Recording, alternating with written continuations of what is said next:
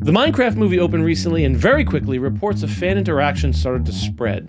It seems the audience is losing their minds when Jack Black mentions Chicken Jockey.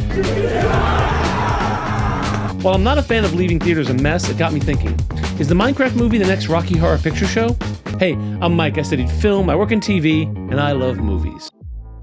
The Minecraft movie opened about a week ago and is breaking all kinds of box office records.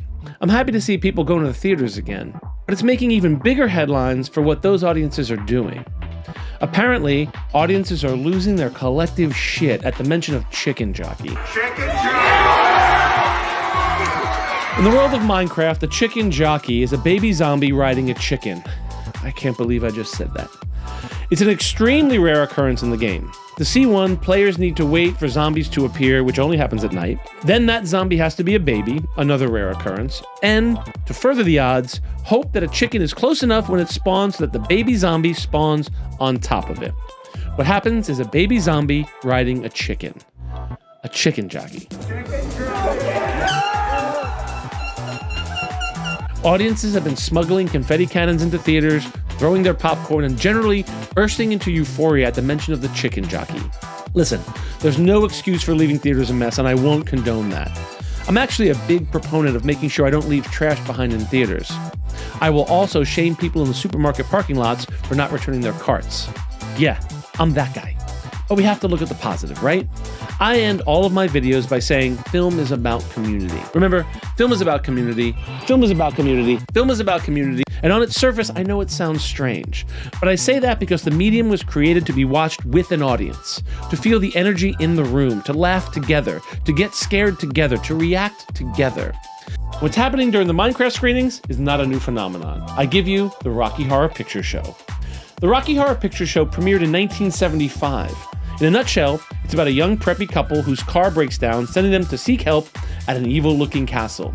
The occupants of said castle are having an elaborate costume party, and the owner is one Dr. Frank N. Furter, a mad scientist and alien transvestite from the planet Transsexual in the galaxy of Transylvania. The Rocky Horror Picture Show paid tribute to B-movies and bad science fiction flicks. It embraced its weirdness and made no apologies for just how bad of a film it was. It's mostly known as one of the first film roles for both Susan Sarandon and Tim Curry, who plays Dr. Frankenfurter, and of course for giving the world the Time Warp. It also became quite popular with the LGBTQ community, who praised it for its embrace of sexual liberation and androgyny. Books have been written about the symbolism of Brad and Janet's initiation into the party as their exploration of queer identity. If you want more on that, I can recommend some articles on the subject. But today, we're talking about the cultural phenomenon that emerged. Ultimately, it's a terrible movie and would have been forgotten if not for what happened at the Waverly Theater in New York City. The Waverly Theater was on 6th Avenue and West 3rd Street, right across from the famous basketball courts, and has since been rebranded as the IFC Center. Because of what it was almost immediately relegated to midnight screenings. Midnight screenings were where cult movies built their underground audiences. Films like John Waters' classic Pink Flamingos and Reefer Madness were staples of such late-night theaters. By 1976, at the Waverly Theater in the heart of Greenwich Village, audience members started shouting back lines to the screen. Reportedly, one of the first lines that was called out was when Janet, Susan Sarandon's character, puts a newspaper over her head to shield her from the rain. One audience member shouted out, "Buy an umbrella, you cheap bitch." People would do this to entertain themselves, and over the course of several months, a pseudo-script was taking form. On Halloween 1976, people attended in costume and had a repertoire of phrases that they would yell at the screen. And by mid-1978, the phenomenon had spread to over 50 locations, showing Rocky Horror on Friday and Saturday nights at midnight. I was in high school in the late 1980s, and I remember sneaking off to the city to see Rocky Horror. And if you've rented the film or watched it at home, that doesn't count. You need to see it in a theater to get the full experience. People who haven't seen the call and response version are called virgins. Often at screenings, whoever's running it will invite the virgins up and they'll have an initiation of sorts. Talking, dancing, laughing are all encouraged.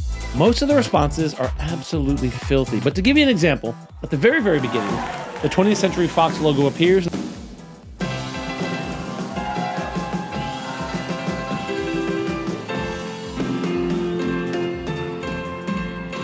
The crowd would say,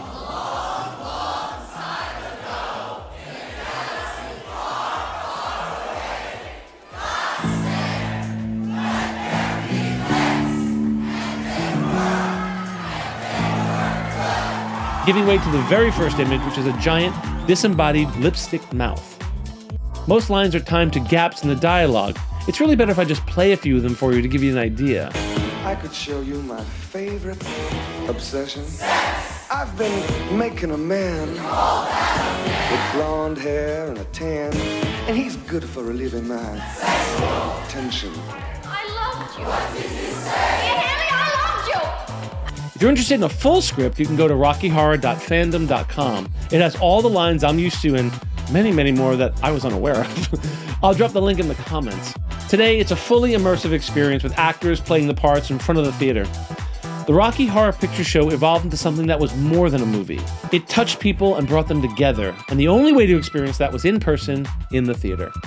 I was 16 or so when I first saw Rocky Horror, and it made such an impact on me. I experienced just what film as a medium was capable of. The only other time I felt that strongly about a film was when I saw Do the Right Thing. When I saw Do the Right Thing, it impressed upon me that films not only could be political and take a stand, they had an obligation to be political and take a stand. Both Do the Right Thing and the Rocky Horror Picture Show fundamentally changed my perception of movies. Unfortunately, the fan fervor for the Rocky Horror Picture Show is not something a marketing team can put together. Although, recently when Wicked was released, so many people were singing along in the theater that they began screening a version with the song lyrics burned into the film. But I think that was more to get the people that were singing into an isolated theater and not ruin the movie for others. I'm glad audiences are returning to the theater to see Minecraft and Wicked. There just isn't anything like seeing a movie in a packed house with an excited audience. Anyway, these are my opinions, and I'd love to hear yours on the Rocky Horror Picture Show and the Minecraft movie. As always, film is about community, so please clean up after yourselves in that theater. I'm Mike, and I love movies.